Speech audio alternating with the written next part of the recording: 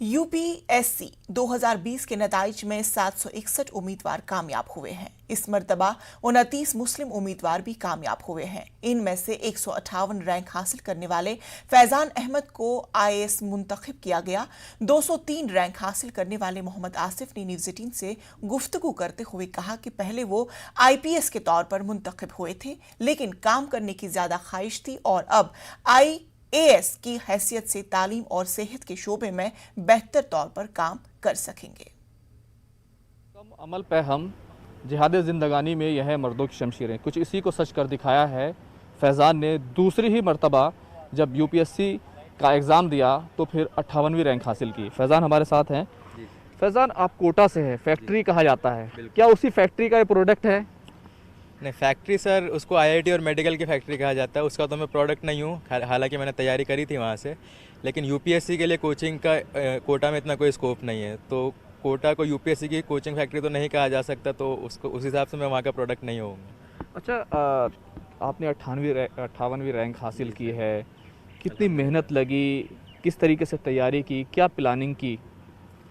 तो जैसे sir UPSC का 3 स्टेज का प्रोग्राम होता है, जो एग्ज़ाम होता है, प्रीलिम्स, मेंस और इंटरव्यू, लेकिन तैयारी अपनी पूरी इंटीग्रेटेड होती है। जब आप तैयारी कर रहे होते हैं तो मेंस हो या प्रीलिम्स, सारी स्टेजों को आपको मद्देनज़र रखते हुए पूरी तैयारी एक मरतबा करनी होती है।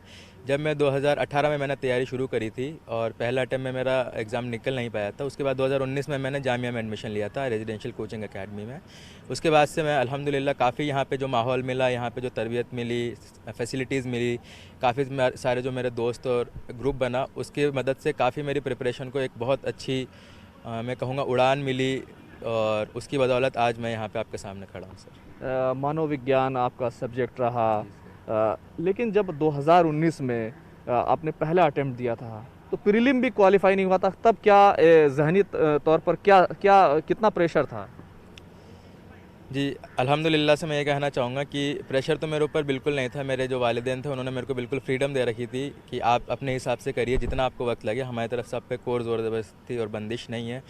तो हाँ, बस जो पहला अटैम्प्ट ना निकलने का गम होता है वो था, लेकिन उसके बाद अल्हम्दुलिल्लाह दूसरे अटैम्प्ट में, जैसे आपने कहा, मानव विज्ञान या एंथ्रोपोलॉजी जिसे कहते हैं, उसको लेके मैंने यहाँ तैयारी करी। तो मेरे काफ़ी अच्छे यहाँ दोस्त थे, एक बरीरा फरीद थी, उनके साथ और भी काफ़ी थे। तो मैंने जिस तरह से पढ़ाई करी आफ्ताब के साथ, उससे मेरे को जो एक दिशा मिली, डायरेक्शन मिला, उससे मेरे को लगता है अल्हम्दुलिल्लाह से काफ़ी मेरे को इस सेकंड अटैम्प्ट में कामयाबी मिलने में उसकी मददगार रही। आपके वालिद रेलवे में हैं, लेकिन आप जिक्र कर रहे थे तो अपने दादा दादी का काफ़ी नाम ले रहे थे, आप उनके काफ़ी करीब भी रहे हैं, तो क्या सपना था आपके दादा दादी का?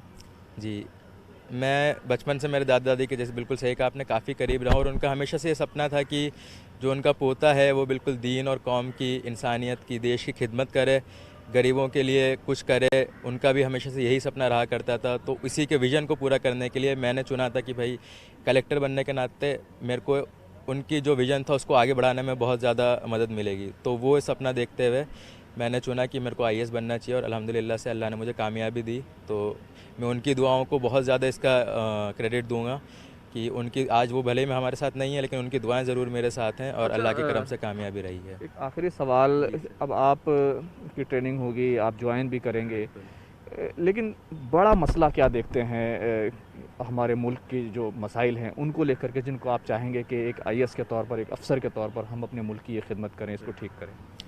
आज के टाइम में देखा जाए तो जो हमारे देश के सामने जो बड़े बड़े मुद्दे हैं उनमें कुछ ऐसे हैं कि गरीबी बहुत ज़्यादा है, भुखमरी की काफ़ी प्रॉब्लम है, देखने को हमें मिल रही है, हंगर इंडेक्स में हमारी रैंक्स काफ़ी ख़राब है, कोविड की वजह से तालीम की भी काफ़ी ज़्यादा पे असर पड़ा है, ख़राब हुई है। तो आईएएस बनने के बाद मेरा इन 3 चीज़ों पे, ताकि जन साधारण तक, जो आम जनता है, गरीब लोग हैं, उन तक इसका फ़ायदा पहुंचाया जा सके, तो ये मेरा 3 प्रायोरिटी एरिया रहेंगे एक आईएएस होने के नाते काम करने के लिए। बहुत बहुत शुक्रिया, और हमारी तरफ से आपको बहुत बहुत मुबारक हो। उम्मीद करेंगे कि एक बेहतर मुल्क की तामीर में आप अपना किरदार अदा करें। कैमरामैन फिरोज़ वानी के साथ खुर्रम शहजाद, न्यूज़ 18 दिल्ली। दूसरी जानिब सहारनपुर की श्रिया सिंघल, जिन्होंने